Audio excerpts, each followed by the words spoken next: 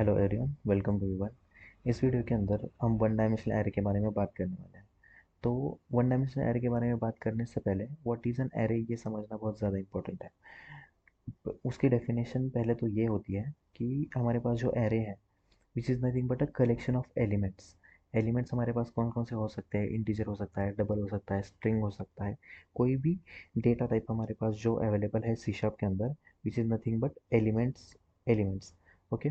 तो इन सब एलिमेंट्स का जो कलेक्शन है, ओके, लेकिन वो सेम होना चाहिए। जैसे इंट है तो इंटीजर ही होना चाहिए।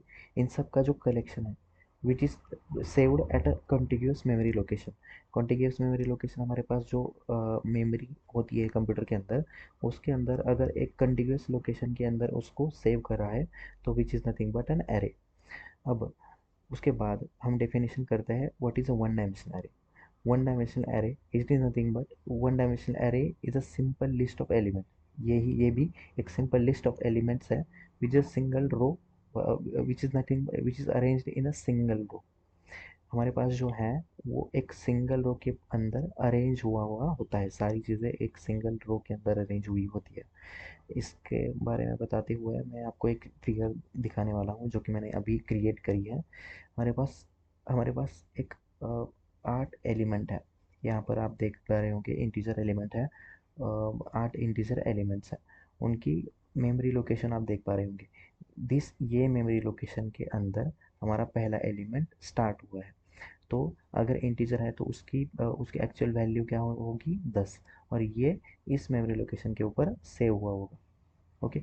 अगर आपको इंडिविजुअली ये इंटीजर की 8 की वैल्यू अगर लेनी होगी तो आप कैसे ले सकते हो उसको? In a normal way. Integer integer I equals to 1, okay. उसके बाद integer integer J equals to 2। अगर आपको लेना है तो आप ऐसे ले सकते हो, लेकिन अगर इसका कलेक्शन बना के आपको किसी को भी एक्सेस करवाना है तो आप इसका यूज़ कर सकते हो, एरे एलिमेंट्स का यूज़ कर सकते हो। एरे के अंदर आप मल्टीपल एलिमेंट्स डाल के उसका यूज़ कर सकते हो। तो इसको वन डायमेंशनल एरे को डिक्लेयर करने के लिए इसका सिंटैक्स कैसे हम लिखते हैं वो देखते हैं पहले। अब देखो, आपका जो भी आपको डेटा टाइप लेना है, हमारे पास बहुत सारे डेटा टाइप है। मैं यहाँ पर इंटीजर का एक करके बताऊंगा। Integer of array, okay, open close square bracket. Open close square bracket करने के बाद उसका आप नाम लिख सकते हो भाई, ये हो गया डिफाइन। अब इसका वेरिएबल का हम नाम देंगे एरे नेम, ओके।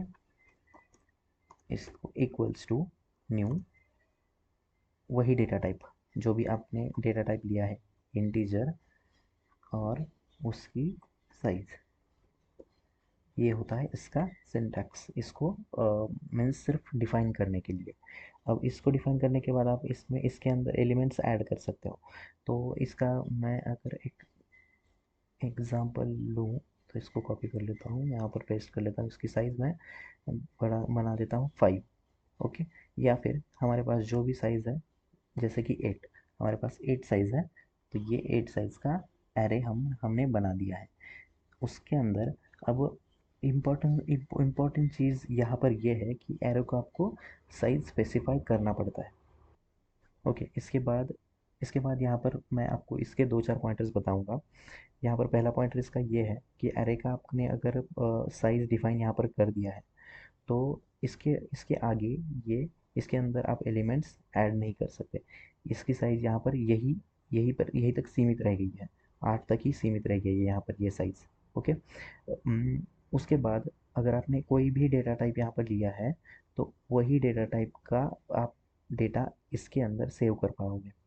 तो एरे के अंदर जो भी आपने डेटा टाइप लिया है, जैसे कि यहाँ पर मैंने इंट लिया है, अगर मैं यहाँ पर स्ट्रिंग लूँगा तो स्ट्रिंग ही डेटा टाइप यहाँ पर मैं अब सेव कर पाऊँगा। उसके बाद एरे का इंडेक्स जो है तो वो स्टार्ट होता है विद ज़ीरो, ओके। ज़ीरो से यहाँ पर स्टार्ट होता है और जितने भी एलिमेंट्स आपको लगेंगे उससे एक पे ख़त्म हो जाता है ये, ओके। स्टार्ट विद ज़ीरो, ये आपको इम्पोर्टेंट है, याद रखना है। उसके बाद ये एक कंटिन्यूस मेमोरी लोकेशन के अंदर ऐड होते हैं। अगर यहाँ पर आपके पास कोई भी कंटिन्यूअस मेमोरी लोकेशन है आपके इस कंप्यूटर के अंदर, जो कि यहाँ पर क्या है, इंटीजर है, इंटीजर का साइज़, डिफ़ॉल्ट साइज़ क्या होता है, 4। तो ये क्या करेगा, 4 से आगे बढ़ के ये दूसरा एलिमेंट वहाँ पर सेव कर देगा, उसके बाद 4 से आगे बढ़ के ये तीसरा एलिमेंट यहाँ पर सेव कर देगा।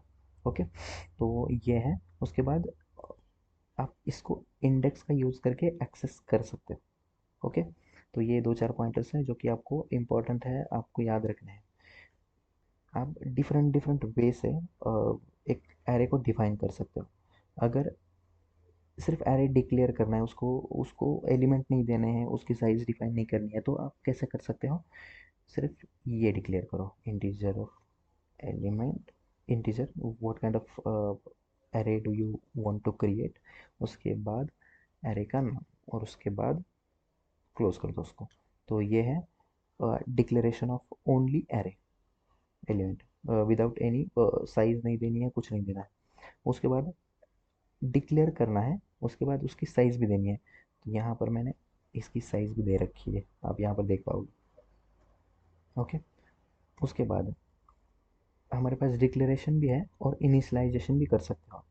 अब यहाँ पर मैंने डिक्लेयर तो कर दिया, कंट्रोल सी करो, control B, equals to new, जितना भी है ये सारी चीज़ें यहाँ पर ही आएंगी, इंटीजर ऑफ ओपन क्लोज 10, 20, 30।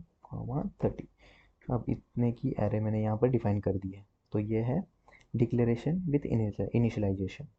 उसके बाद उसका एक शॉर्ट सिंटैक्स भी आता है, जिसको हम ऐसे लिख सकते हैं,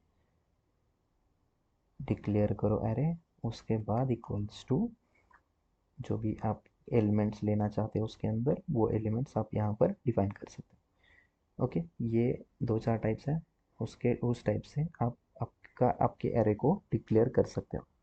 उसके बाद मैं एक एग्जांपल लूँगा, हमारे पास ऑनलाइन सी शार्प कंपाइलर है, उसके अंदर मैं एक एग्जांपल लूँगा कि कैसे हम डिक्लेयर कर सकते हैं और उसको प्रिंट करवा सकते हैं सारे एरे एलिमेंट्स को। तो first of all console right line इसका यूज़ है हमें, तो इसको कट करेंगे, इससे कट कर लो। अब इंटीजर ऑफ एरे, तो डिक्लेयर ऐसे करते हैं, आप यहाँ पर स्पेस नहीं लगा सकते, इसको ऐसे ही डिक्लेयर करना पड़ता है। उसके बाद उसका नाम, numbers, equals to open close curly braces, हम नॉर्मल वे से इसको डिफाइन करेंगे, 10, 20, 30, 40, 50। यहाँ पर 5 एलिमेंट्स हमने यहाँ पर पास करे हैं। उसके बाद फॉर, अब इसके जो एलिमेंट्स हैं उनको अगर मुझे लेना है एक एक करके, तो कैसे ले सकता हूँ मैं उसको, देखो इंटीजर फॉर का सिंटैक्स आपको पता है, start with 0th index. Okay, 0 index से हम स्टार्ट करने वाले उसको। उसके बाद आई लेस देन होना चाहिए नंबर्स, कंट्रोल वी डॉट, ये इसका इनबिल्ट फंक्शन है जिसका यूज़ करके आप उसकी लेंथ डिफाइन कर सकते हो, इसके अंदर कितने एलिमेंट है उसकी लेंथ यहाँ पर आ जाएगी। उसके बाद ये हो गया, अब आई प्लस प्लस। ओके, तो ये हो गया आपका फॉर लूप। अब फॉर लूप करने के बाद कंसोल हमने यहाँ पर लिया था, कंसोल राइट लाइन के अंदर हम करेंगे नंबर्स, जो भी नंबर्स हैं उनका जो भी इंडेक्स है उसके हिसाब से हमें यहाँ पर नंबर्स ऐड करने हैं, या उसके अंदर जो भी नंबर है उसको यहाँ पर प्रिंट करवाना है। तो यहाँ पर क्या करेंगे, आई, क्योंकि आई ही बढ़ने वाला है एक एक करके, तो यहाँ पर जो भी एलिमेंट्स हैं वो यहाँ पर प्रिंट होने वाले हैं। देखो स्टार्ट कर दिया मैंने ये, तो देखना 10, 20, 30, 40, 50। अब अगर मुझे इंडिविजुअल कोई भी एक नंबर यहाँ से उठाना है, तो 0th नंबर का नया एलिमेंट कौन सा होने वाला है, 10। फर्स्ट ये, सेकंड, थर्ड, फोर्थ। अब मुझे फर्स्ट नंबर का एलिमेंट अगर लेना है, तो हमारे पास ये सिंटैक्स है, इसको कॉपी करो डायरेक्टली, कॉपी, यहाँ पर पेस्ट। अब देखो यहाँ पर मुझे लेना है ज़ीरोथ नंबर का सिंटैक्स, ज़ीरोथ नंबर का एलिमेंट। अगर इसको रन करता हूँ मैं, तो पहले सारे एलिमेंट्स प्रिंट हो गए, उसके बाद जो ज़ीरोथ नंबर का एलिमेंट है वो यहाँ पर प्रिंट होगा। ये हो गया। अगर आपको फर्स्ट नंबर वाला चाहिए, लाइन ब्रेक डालते हैं यहाँ पर,